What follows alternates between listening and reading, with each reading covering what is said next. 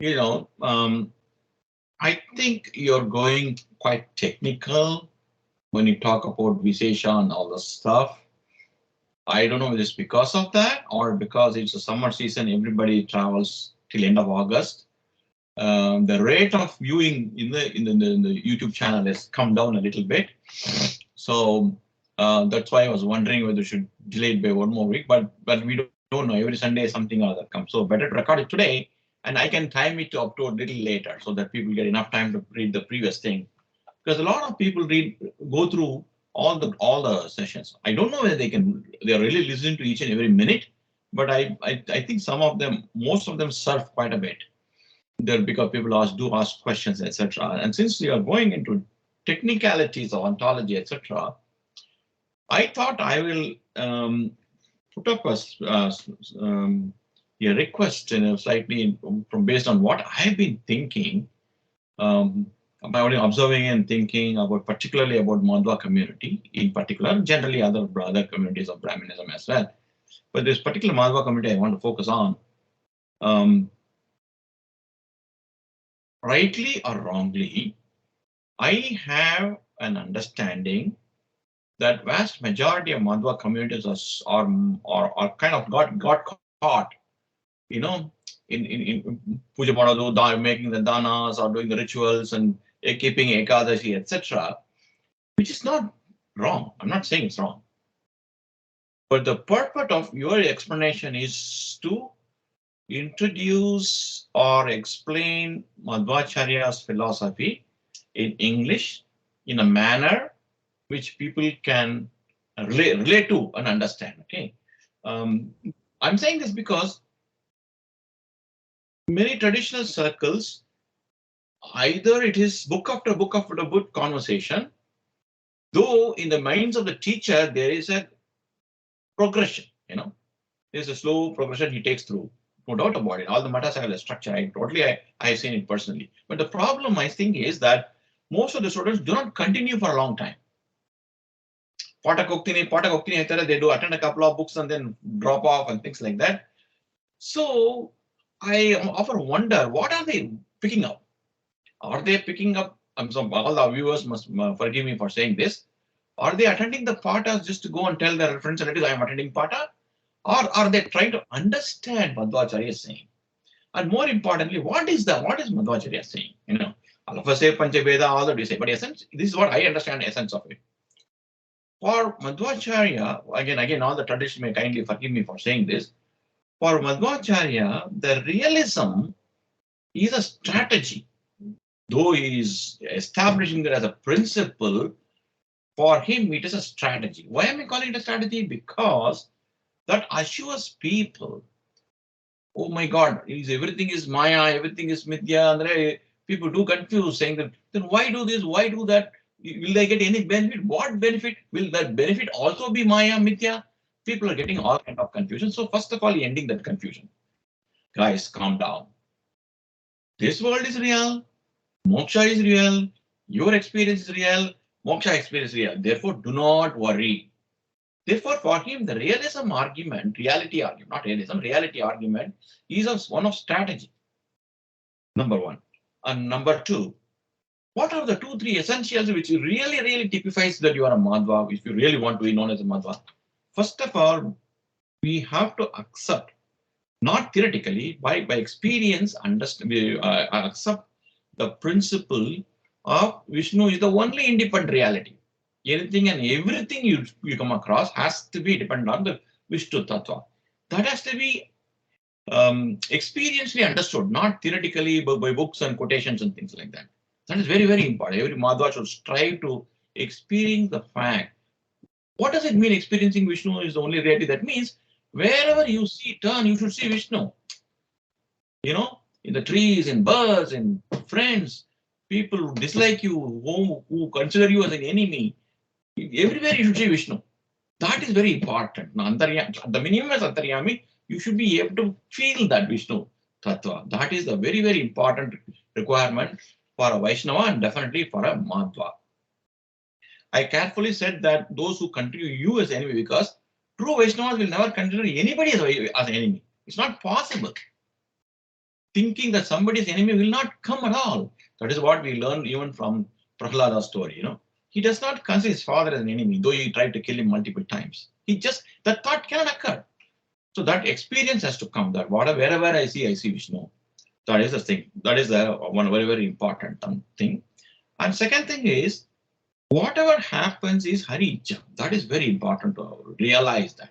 When Raghavendra Swami, for example, he's a multidimensional expert. He's a yoga expert, great scholar, Mahabhasha grammarian.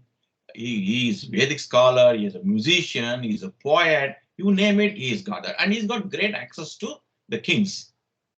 He could have easily become a Raja Pandita and minted money, started his own school and made a lot of money like all the modern gurus. He did not do it. He consciously took a choice. Whatever I get today is what Vishnu is offering. I will eat only that. Extra he was giving away to anybody else, even more, whatever little he was getting. The fact that Ittange Iriveno Hariye, I will be there as Hari keeps me.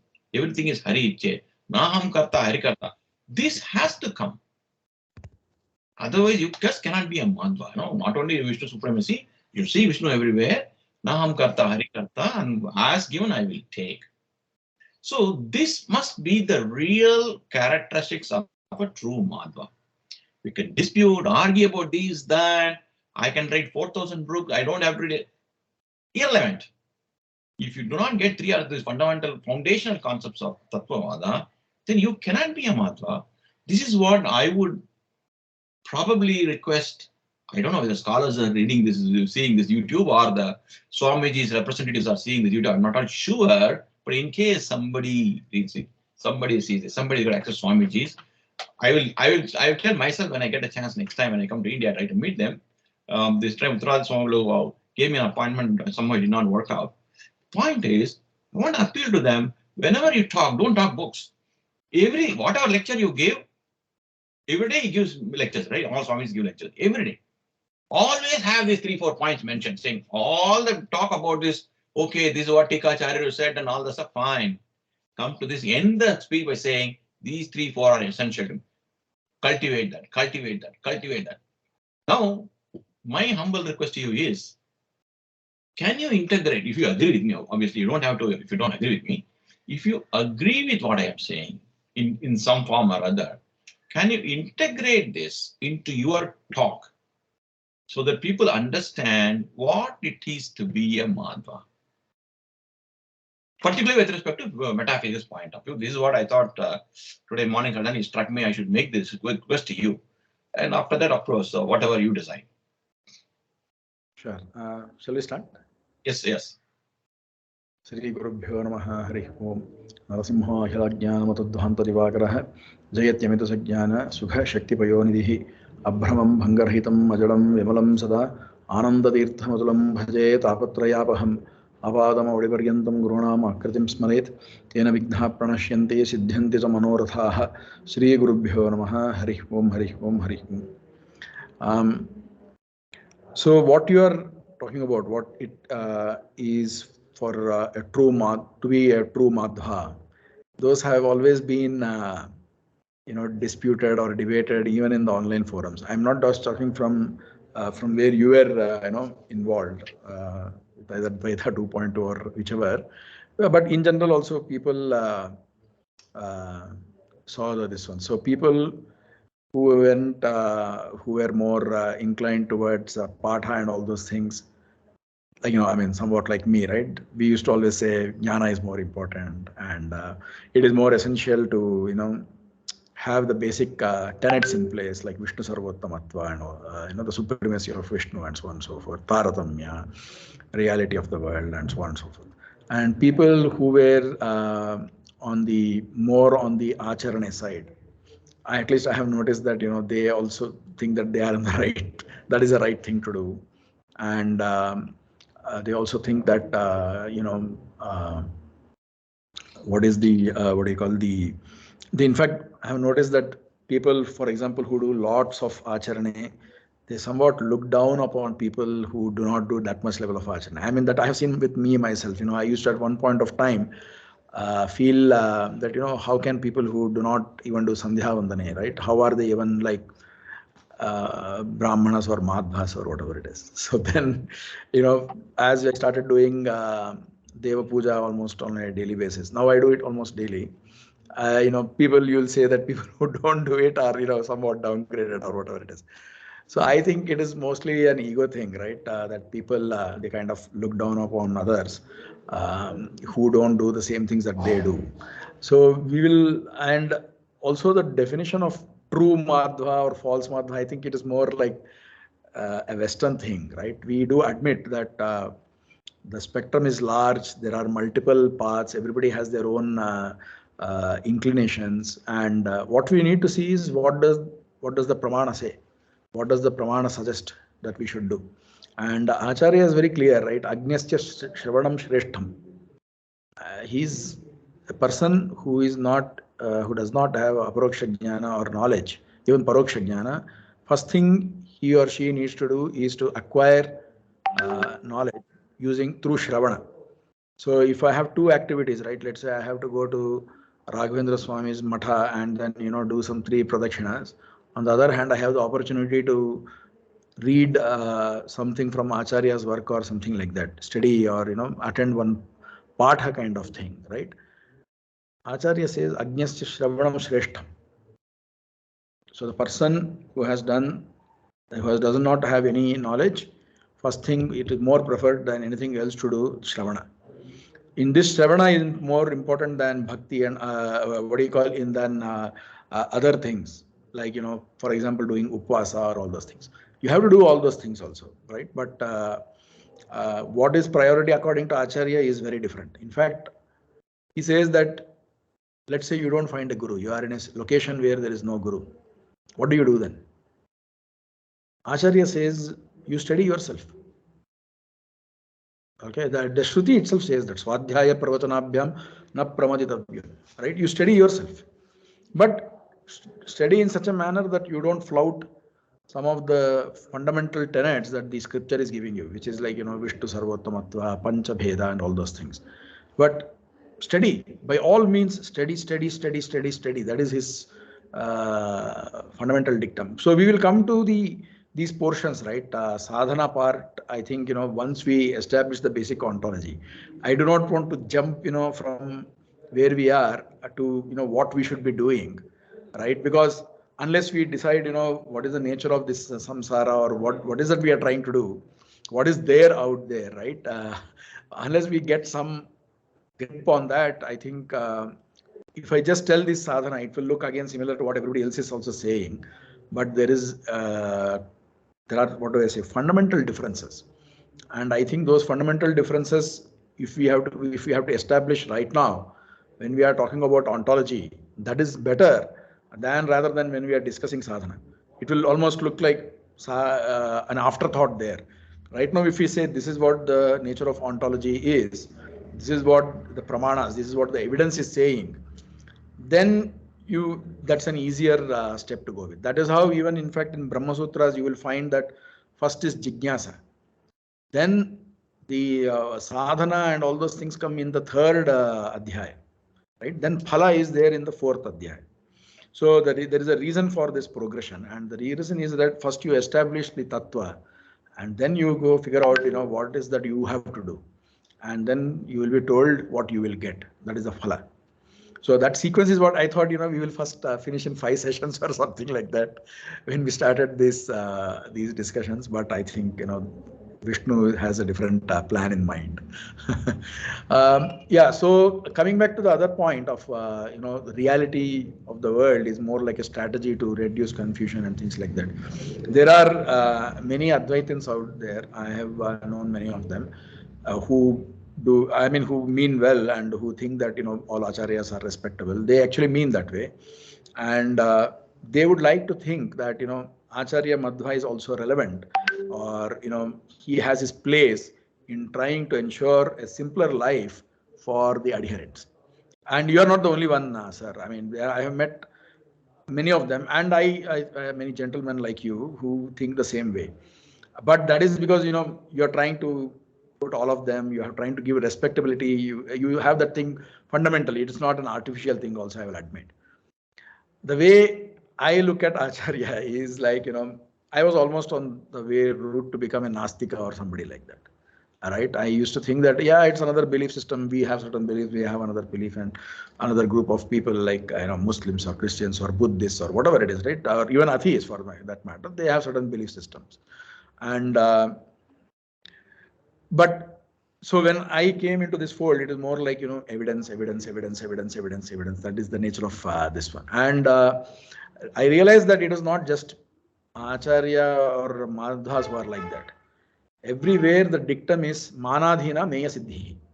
Something is there, we admit that something is a prameya because there is a supporting pramana to it.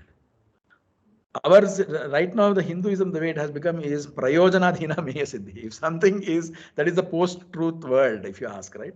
If something is, it has a utility, then it means that there is a prameya. That is not how the Indian philosophers worked, at least, right? Not just Indian. I mean, even I do not know about the Western side, but at least even the the Nastika darshanas, Buddha, Jaina, they also believed, they also developed their theories with the basic idea that, manadhina meya siddhi. That is why the discussion is always about what is your pramana, what is your evidence. It is more, what do you call, many times more mature than the current, street discussions that we have, right? With, some of our colleagues also, which you may be seeing elsewhere, right? Which is like their idea of evidence, so to speak, is very limited to what I see or what I feel, basically pratyaksha, and sometimes anumana. There is no standard, or, there is no framework that they go with. So what other Indian philosophers, on the other hand, have tried to do is to basically establish an epistemology. What are my sources of knowledge? Why is it a source of knowledge? What if there is a conflict between those sources of knowledge? In what circumstances I will give more priority to this, and in what circumstances I will give more priority to a different one. For example, let's say you are down with an illness, right? Will you go with pratyaksha, which tells you that you have to take this medicine, or will you go with the philosophy which tells you that you have to do this particular yajna or something like that to cure yourself? Or even worse, which is don't do anything at all. It is your karma phala, just, Take it. admit it and enjoy it, or whatever it is, right? So these are the conflicts that will come, and how do you resolve these conflicts? That is where the epistemology comes into play. And whether we agree or not, right? Not just Sivan Madhvacharya, others have also done that. I mean, to give them their fair worth, right? They have developed a system of epistemology, and they have tried to show how it is the closest to universal experience. So whatever I did in the last few sessions, right, over the last how many ever sessions, everybody tries to say this is the universal experience and this is the underlying, and this universal experience is explicable using this particular epistemology. So I think we need to look at all our theories, right? I mean, unfortunately, what happens is the Western world, especially the Indologists, right? They come up with an agenda-based theory. For example, there is this lady called Valerie Stoker. She wrote something about Sri Vyasatirtha, and I don't remember the exact details. I may be wrong in that. There are other people who have given that this thing, but her whole this thing was like, how Vyasatirtha basically used the royal patronage to basically further the this one, right, Advaita study. I mean, had it been an independent theory, it is okay, but she tries to seize this thing in his granthas, which I think is what do you call, not just leap of logic. It is basically, you are like the if all you have is the hammer, right? You will see a nail everywhere types. That is a problem there. And so I mean, all these leftists also have similar issues, right? Their theory is that there is a suppressor and there is a suppressed. Correct. Now Correct. your job is to figure out who that is. Correct. They never question whether that theory itself is right or not right, or in some any of these situations. What is called as a Marxist historian, Marxist way of telling history. Look everything from the viewpoint of only oppressor and the oppressed, not fact or evidence-based narrative.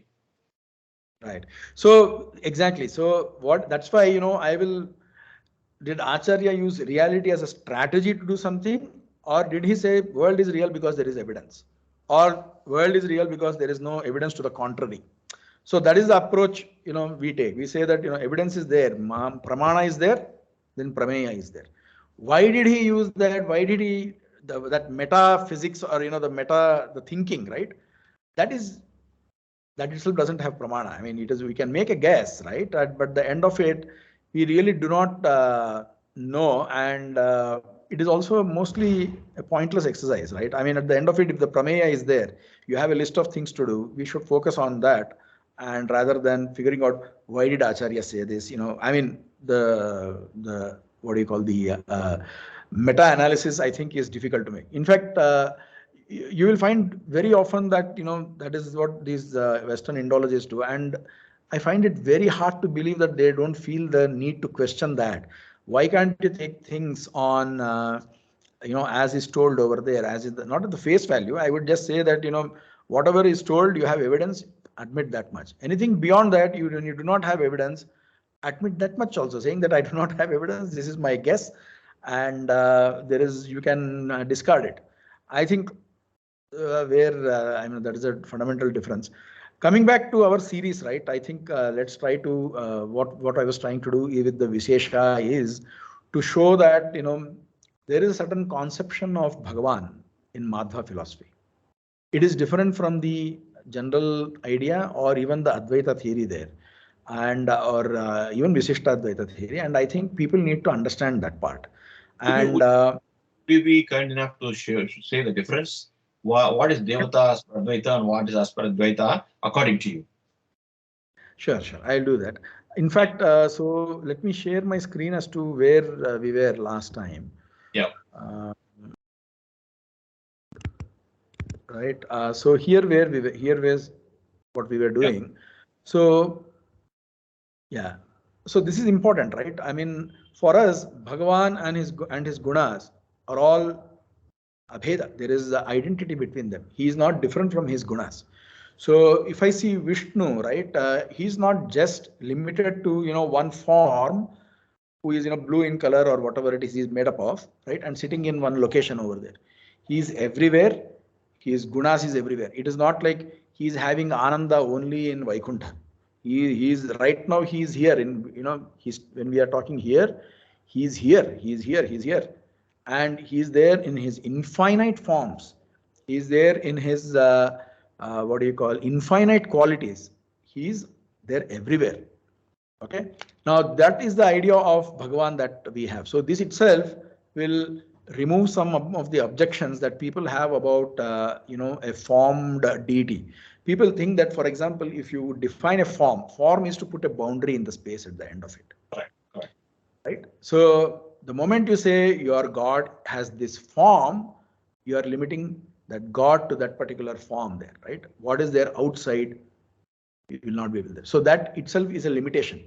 So that is why people in general hesitate to say that God has a form. But what we are saying are two things actually. I mean, when it comes to form, God has infinite forms, both in number and in expanse. His form, for example, let's say when I am doing dhyana, I find his form to be this much, right? I mean, angushta matra is this much. I find one beautiful form in front of me. The same form is both finite and infinite at the same time. It is beyond our understanding, but that is what the Shruti tells. Yavanva akashaha, Chandogya, it says this, Daharavo antarasmin akashaha, right? It says whatever is the person who is there, he is Purna. He is just as Purna as the one that is outside of us. So it is beyond logic. Bhagavan is beyond logic, and we have to admit it simply because the Apaurishaya Shruti is telling you the existence of one such Bhagavan. So the same thing. He has infinite forms. Their form is there. At the same time, he is infinite. He is this much. He is this much. All the way to infinity. And there are many such infinite forms also. So, and there are infinite gunas. Each guna as in quality, is also infinite. He has Ananta Ananda, he is Ananta Jnana, he has Ananta Bala, so on and so forth. Now, this conception is not there for, this is not the same as the Ishvara of Advaita. In Ishvara Advaita, all these qualities are superimposed. They are there because of Maya. The observer sees these gunas in Vishnu or anybody in any Ishvara, Saguna Brahman, because of Maya. Right? Ours, we are saying that all these gunas are his swabhava, they are intrinsic to him. Okay? He has both male forms and female forms. So we don't get into the gender dispute here. In fact, our idea is that there are 36,000 male forms in every human and another 36,000 female forms in every human.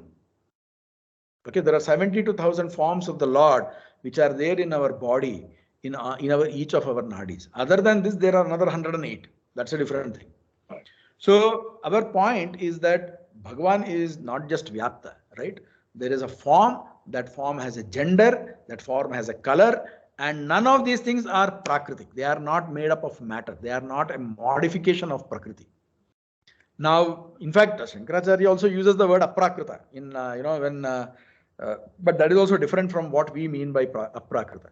Can I make a point here? Yes. So, kind of oversimplifying things, an Advaitic view of Ishvara Rupa is that the God looks like that because you want to see him or her like that. Yeah, I mean, whether you want to or it appears like that, Maya is there. I know, I understand. You use it as a neutral territory called Maya. I'm saying you want to see, and that's why Maya works like that. Yeah. Fair point. I mean, whether you want to see or whether it is there, at the end of it, what we both agree upon is that in Advaita, those attributes are not intrinsic to that being. It's superimposed. They are superimposed. And what we are saying is they are not superimposed, they are intrinsic. Swabhaviki jnana bala kriyacha. That is what the Shruti tells us. They are swabhavika. Okay? Parasya shaktir vividhaiva shruyate. Swabhaviki jnana bala kriyacha. This is what is told in the Shvetashvatara Upanishad. So they are swabhava. Yes. Therefore, at the same time, the argument that a form limits the presence of the Ishvara, therefore, form is not a great way of defining Ishvara. You are trying to argue saying that what we say is in Tattva Vaada, we say form at the same time is everywhere present. It is almost like Sadasat Lakshanam, right? There is a limitation, yet no limitation. No, yeah, that is because the Shruti is telling us that. And we are not telling, right, that the limited form is unreal. We are not saying that. We are saying this is also real, that is also real. Both are tattva. Anoraniyan, mahato mahiyan. Correct. But why so? That is not explained. No, it's given. It's more like axiomatic, right? That is because Shruti is telling us. We cannot, okay. We are not trying to portray a Bhagavan based on what we like or we don't like. We are trying to understand Bhagavan as the Shruti tells us. And Shruti is telling you, all these reasons, and that is why we are trying to say that, yeah, such is the nature of Bhagavan. And there are, now this extends to other things also. We will come to, for example, let's say the problem of evil, or the problem of, why are we in samsara, so on and so forth. In all those cases, at the end of it, it will turn out that Bhagavan is there. He has infinite gunas, infinite qualities, each of them again infinite. Mayi ananta gune gunato ananta vigrahe. That is the sentence in Bhagavata. I am myself of ananta guna. My vigraha, my form is based on guna. See, for us, my ananda or my jnana is somewhere and my form is something. There is a difference between the form and content. For Bhagavanta, no such difference. The form and the content are one and the same.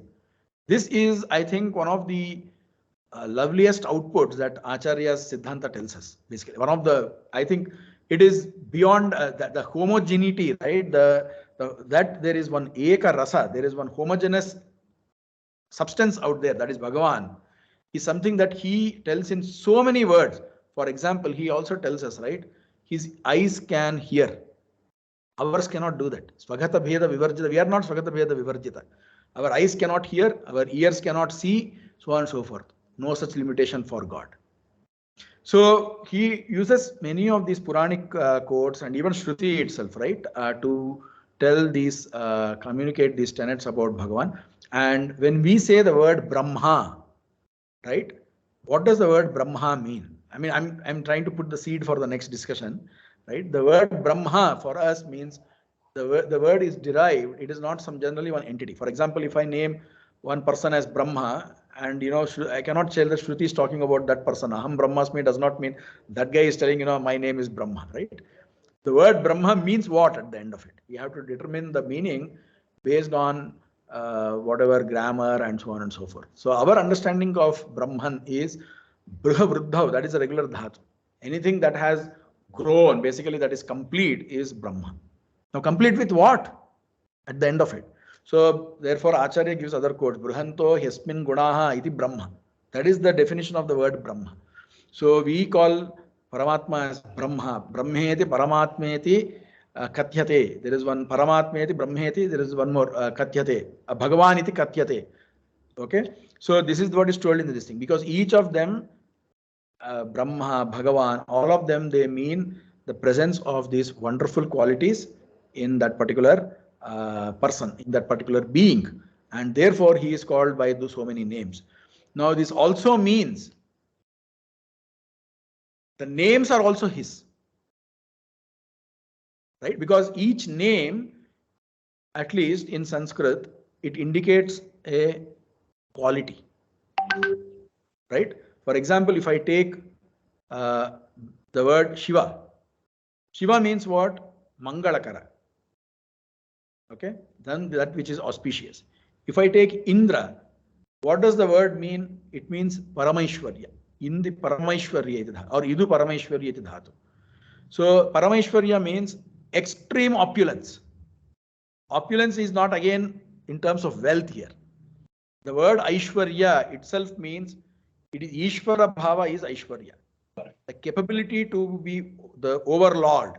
The capability. So the general thinking is anything that has the capability to do something, to produce a certain effect, or anyatha kartum, anyatha kartum, or vikartum, to be able to bring out a certain effect, to bring out a different effect, and to reverse the effect. To have that level of grip is to have Aishwarya. That level of Parameshwarya. For example, if somebody has died, you can reverse that death and come back, so that person has Aishwarya. Such a person is called Indra. So the Indra word means that. What example? For example, Varuna is there. Varaniyatvat Varunaha. Okay, because he is he's respected. That is why he's called Varuna. So each of these words, right, or even Ghata, Pata, all these words, they indicate a certain quality. Vishnu has all those infinite qualities in him. Therefore, he is the referent of all those names. So when I say Shiva, Vishnu is called Shiva because Vishnu is the primary Mangalakara Vastu out there. He is the one who bestows auspiciousness on others. So in fact, Bhagavata says this thing, right? Because Shiva put the Vishnu Padodaka on him, which is Ganga on him. Shiva Shivobhut. He became Shiva because of that. Right? Similarly, Brahma is called, Chaturmukha Brahma is called Brahma because he has expanded everywhere. That is again because of God's presence in him. Vishnu's presence in him. Vishnu is so called because he has pervaded everywhere. When I say everywhere, it is not just space. It is space, time, and quality, which means all quality is in him. He is there in all space. He is there in all time. That is the nature of Vishnu that we need to think. Now, so Acharya makes one more point in Mahabharata Atmanirnaya. If there is a Swatantra Vastu, then that person will have Ananta Guna and he will be devoid of all flaws. Because they will be truly independent to make those changes, if at all change was needed, I mean, hypothetically speaking. So it is not a case of causation, it is in case of implication. So if there is a Swatantra Vastu, that Swatantra Vastu will be Samasta Guna Sampurna and Sarvadosha Vivarjita. It is a logical implication. It is not a logical causation, it's an implication. He mentions this thing. So that is the Tattva Vaada's understanding of Bhagavan. And as we saw in the previous classes, such a Bhagavan, there can be only one. There is only one Swatantra Vastu in the entire system. That is what the logic dictates to you. If there are multiple, then and they are, then it means that either they have agreed to be limited by each other, which means they are truly not Swatantra, or there is really no Swatantra at all over there. So logically, it behooves that we accept that there is only one Swatantra Bhagavan, one that is, the nature of that is Vishnu. Now the question is, see, we are trying to say that Vishnu is there, he has infinite forms, he has infinite names because of those forms, right? Why can't, and then why are we also talking about Taratamya then? Who is Shiva then? Right? Or who is Brahma? Why are you even saying that there are multiple gods? It is only one God with multiple names. So the answer to that is again because there is evidence. So that is where we get into Taratamya. There is evidence in the Veda that gods do not understand Vishnu's capabilities. Okay, so I will quickly go through that. We saw about this one later. Paro matraya tanva vridhana nate mahitvam anvashnuvanti. Okay, nate Vishnu jayamano na jato deva mahimna paramantam apa. No deva yet to be born or is born will achieve your supreme glory. So Acharya has quoted this in Rigbhashya and in many other places. But this is important because this is what tells us that, not just that Vishnu is supreme. There are others who are not supreme is also told by the same Shruti. And that the Shruti is also indicating that Devatas are born. On the other hand, Vishnu is not born, is also told here. I mean, just simple 2 lines, right? Look at the amount of information they are packing for you. It depends on how much you can extract from there, right? So it is telling Nate Vishnu Jayamano na Jato na Devaha, which means that Devatas are born and will be born in future. Both those things are told by the same Shruti. And that they are Mahima. They have a lot of glory. They have a lot of Mahima with them. But they will not be able to reach Vishnu's glory. And all of that is told over here. So this is a statement of unparalleled, glory that the Shruti tells for Vishnu. Now the question that comes is, look, there have been other Shrutis which tell that, Indra is also there like that. Vishwasmad Indra Uttaraha. This is what the regular the Indologists will tell you, right? I mean, if you take the entire Veda, right, in the Rig Veda at least, which they consider is the original Veda, which later, sprung out all these other texts, Vishnu is like, treated like a secondary deity. But that is because they are not looking at the qualitative analysis of those verses. They are just looking at, occurrences of the number of times, and which is like not the wise thing to do, right? I mean, look, even if there is one line like this, Paro matraya tanva vridhana nate mahitnun anvashnuvanti. One line is sufficient. It doesn't have to be there like some 10,000 times for it to be of significance, right? So what Acharya says is that this line, for example, is not only telling us about Vishnu Sarvottamatva, it is also telling that there are other gods who are not him. So Bheda is there and also Taratamya is there. Between them, actually we'll come to the between them. Is there a Taratamya? That he will tell in the next this one. See here. Yo Devanam Namadha Eka Eva. This is also again from Rig Veda. I'll give you the next references of both where in the Veda and where Acharya has said this thing in the next one. I couldn't get the time to put those references. But Yo Devanam Namadha Eka Eva.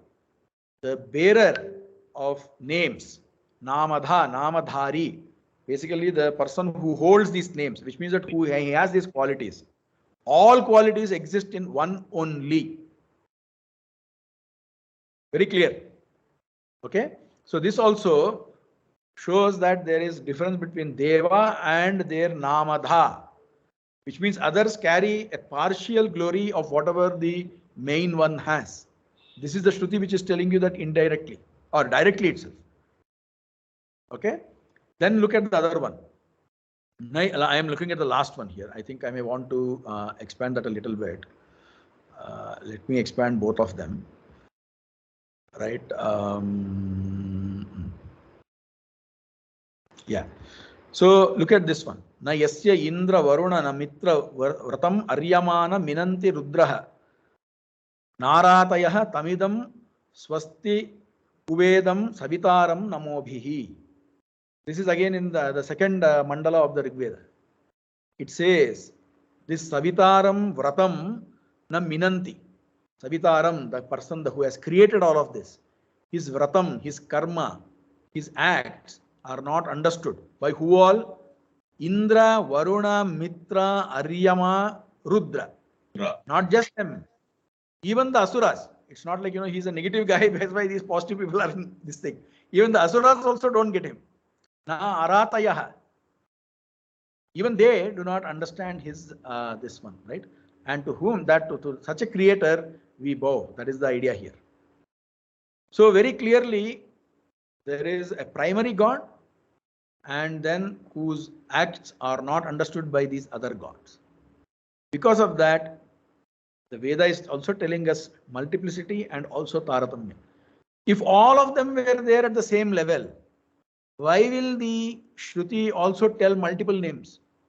He did not get it, he did not get it, he did not get it. So it's not that, there is an accidental this thing there. And wow, that is one more thing I want to tell. See, sometimes, some people get position of advantage. It is not an inherent advantage. For example, right, the crocodile gets a position of advantage when it is in the water. There it gets more bala. These things are not such statements. These things are not talking about accidental attributes or accidental positions of power. They are talking about fundamental, inherent, gaps. The gap between Rudra or Indra or Mitra, Varuna and the Savitara, the creator, is inherent. Look at the statement there. It is, they do not understand. That is what this statement is saying. Therefore, given that, or you must have heard about this other thing. Bhayad Agnistapati, right? The Agni, he burns out of fear. Okay. And so on and so forth, right? Mrityur dhavati panchamam. Even the death runs, does its duty out of fear of offending the supreme deity. I mean, it's not real fear. It is just like, I respect you. Therefore, I will hesitate. I will try not to offend you. It is that kind of bhaya. They love God. They are all devatas. Okay. So they love God so much. They love Vishnu so much, and they don't want to go against his will. That is why they are, but that offense is what is told in bhaya. If there were no difference, or if it was just some temporary difference, or if it was some difference that is caused by a particular position of power or advantage or whatever you call that, none of these statements will fit in over there. So therefore, the Veda, since the Veda is telling you that there are such deities and that the deities do not understand Vishnu, they are afraid of him, then so on and so forth. We have to accept that there is a difference between Vishnu and other deities. And not only that, we also have to read these kind of statements like, this is a very common thing. Indram mitram varunam agnimahuhu atho divyassa suparno garutman ekam sad vipra bahuda vadanti. This is very commonly quoted, that to say that, God is one, all these other gods are, aspects of that person. But look at that verse carefully. It is telling that Vipra, people who are wise, they call him by many names. They are not saying there are not many gods or there is only one God. They are not saying that. One entity is called by many names. And what are those names? Indra, Mitra, Varuna, and then Suparna, we same as Garutman. And again it says Agni, very important. See, there is Agni, there is duplicacy here. There is redundancy of speech. If the Shruti's intent was to tell that all gods are same, why will it repeat Agni? Why will it do a mistake like that? It doesn't. For us, therefore, and therefore it is saying Ahu, it is telling that. So our point is that the Shruti is telling you that all these qualities, Indra, for example, is a person who has Paramaishwarya. That quality is there in that Ekam Sat. Mitram is another such quality, person who is who protects us, okay, and who gives us what do you call, who makes us know things and who protects us. Mitram, Minoti Trayatecha. That is such a person is called Mitra. Similarly, Varuna and Agni. One Agni, when I say Agni, it reflects the quality of leading from the front. Agre Nayati iti Agni. The second Agni, there are multiple other derivations. One. So all these words, they indicate those qualities. There is one supreme person who has all those qualities. It doesn't mean there are no such deities with those names. They are also there. Okay. That is why na yasya Indro Varuna. In the Indram refers to the person who has the quality which is Parameshwarya. Here it refers to the deity who is named Indra. Therefore, you can explain both the verses where the difference is also there and where you have this kind of references. They are called like this. This is another point which is told only by Acharya, which is that, everybody says that, he's Antaryami. For example, the Ramanuja also says there is an Antaryami. Vishnu is called Indra because he is Indra's Antaryami. What Acharya is telling is Vishnu is called Indra not just because he is Antaryami. That part is true, but because he has maximum of that quality whichever is represented by that word. So that is the difference that comes between Acharya Siddhanta and even another Vaishnava Siddhanta like Ramanujas.